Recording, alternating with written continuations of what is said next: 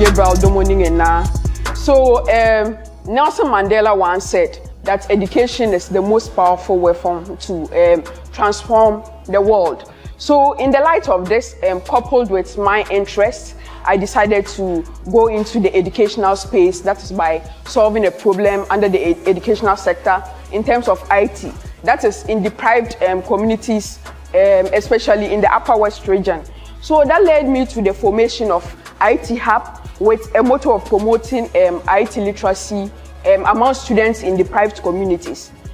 So as a way of solving this problem, we decided to use the design thinking methodology, where we need to first understand the problem, to defining it, ideation, prototyping, testing, to the launch of the project. So what is the problem? So you can see over here, there's a teacher that is, delivering information technology lessons without any form of computer or laptop to aid in the learning. So this is the exact problem we are trying to solve. That is, students in deprived communities need access to practical IT training, such that it can prepare them to pick up roles in IT as well as STEM-related field. I have a video to share about the same problem. This video was taken from Joy News, and it's placed emphasis on how challenging this situation is. So this is the situation where a teacher is delivering ICT lessons without any form of practical activity. He's taking them through how to create a folder, and it seems, or will I say, it's an abstract, because the students don't really get the feel of what they are supposed to do. So let me move on. We decided to map our problem space, that is by breaking it down into sub-areas. So we have the problem, which is the low IT literacy, and we're able to break it down into sub-headings. So we moved on to do our stakeholder analysis, which gave us the opportunity to know the stakeholders that have a high level of interest and influence. Then to our ethnographic research, where we interacted with some of the major stakeholders. And the statistics here shows the interaction with the different stakeholders. We have parents, we have teachers and students, and we have images here.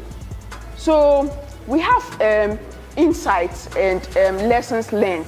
So basically the problem from the research is mainly due to lack of infrastructure, poverty, poor IT training in that regard. Then some of the lessons through our research, we were able to better understand the problem we are trying to solve.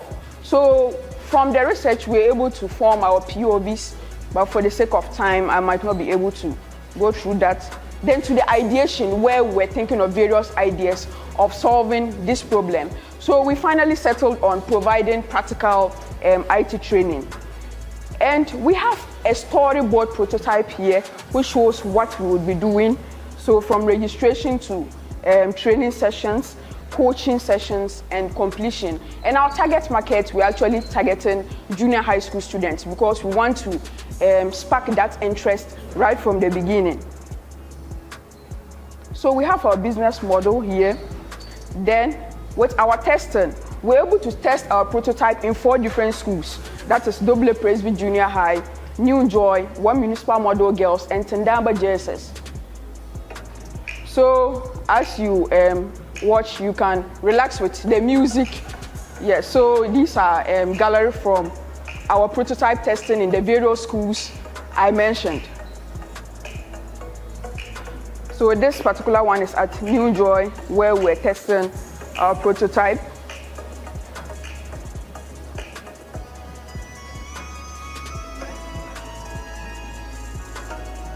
So this is at a different school, 1 Municipal Model Girls. So for the sake of time, I won't be able to play the whole video. Then that led us to the lunch, where we again invited students from various schools, because we wanted a mixture, and overall we had 20 people attending the lunch. For the prototype, we were able to reach out to 130 students, but for the lunch, we had 40 students from 4 different schools attending.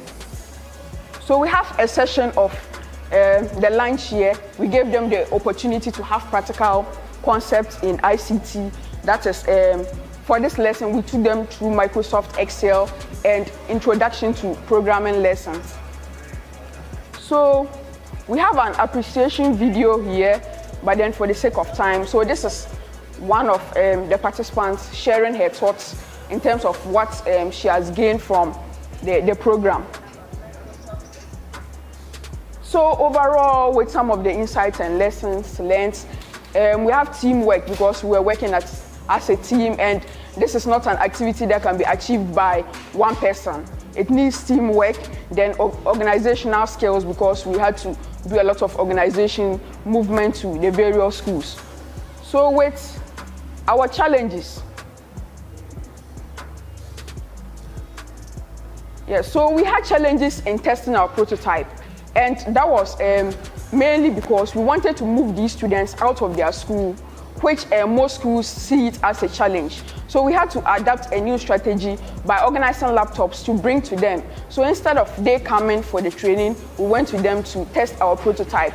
But then with the lunch, we were able to invite some selected students from different schools to attend the lunch.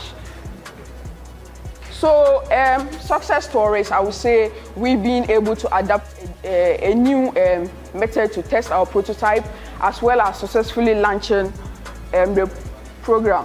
So what are our future plans? So currently we do not have a center for training.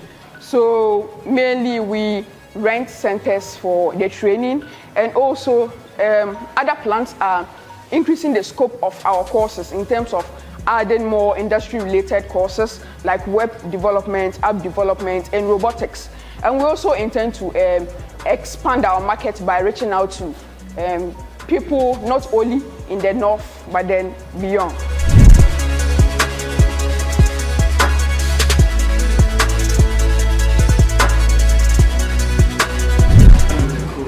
That helps a lot. And I also noticed that you had your value proposition, or was it your problem statement? You had at least half of it, you said it okay.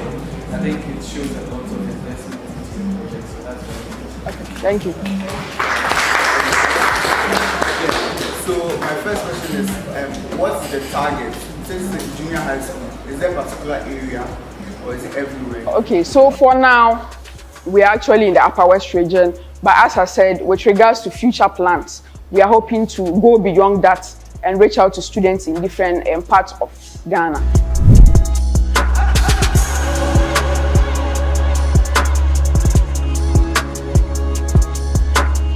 Yeah, so talking of plans we have towards schools with our PCs. During our ideation, one of the points was that as a way of solving this problem, we were thinking of providing these schools with computer labs. If you go through our ideation slides, but then for now it's actually not possible to provide them with those labs. So what we intend doing is that these are human beings that will I say can move once we have the center or we have the necessary tools to operate. So for a start, we would enroll them in our training process, but once we get a center, because of finances, we can't actually build computer labs in the various schools. So, but once we're able to get our center, we'll invite people from these areas to also partake in the training.